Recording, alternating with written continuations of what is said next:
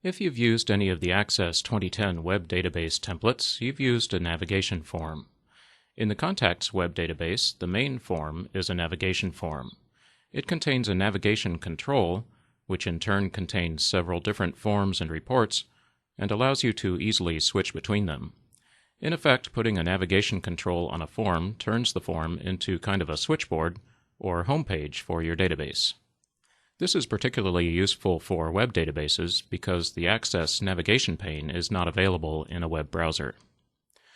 The navigation control consists of a series of navigation buttons that resemble tabs, and the object pane where the form or report is displayed. Let's build a navigation form from scratch to see how it's done. First, I'll close the main form and then click the Create tab. I could start with a blank form and then add a navigation control to it. However, Access provides a quicker way. I just click Navigation and then select the style of navigation control that I want. I think I'll stick with the standard horizontal tab configuration. Here's my new blank navigation form.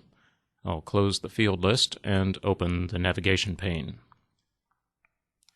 On the first tab, I want to show the contact datasheet form. One way to add an object to a tab is just to type the object's name on the tab. I click the Add New tab to select it, and then click again to enter edit mode. Now I just type the object name and press Enter. And there's our first tab. Now that the object is attached to the tab, I can rename the tab by clicking again and then typing the name I want. Another way to add an object to the navigation control is to drag it from the navigation pane to the row of tabs. Be sure to drag it up to the tab area. If you drag it to the object pane, Access won't create a new tab for the object.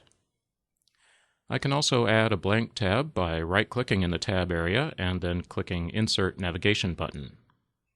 Then I can configure the new tab by setting the caption and navigation target name properties in the property sheet.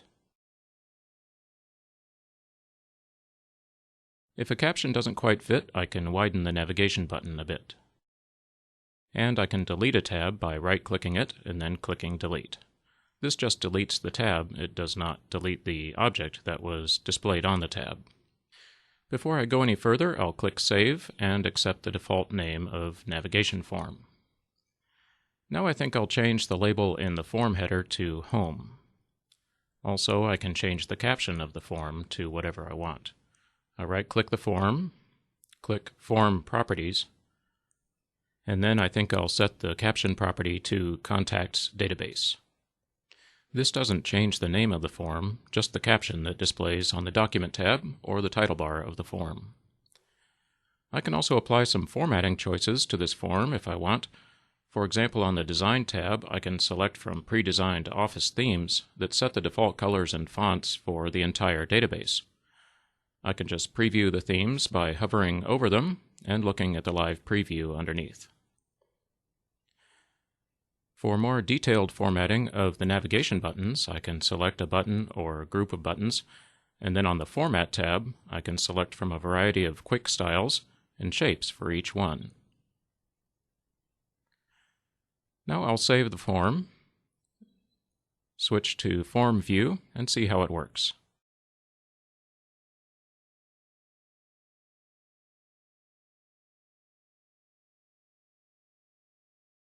I want to make this the new default form that is displayed whenever I open the database.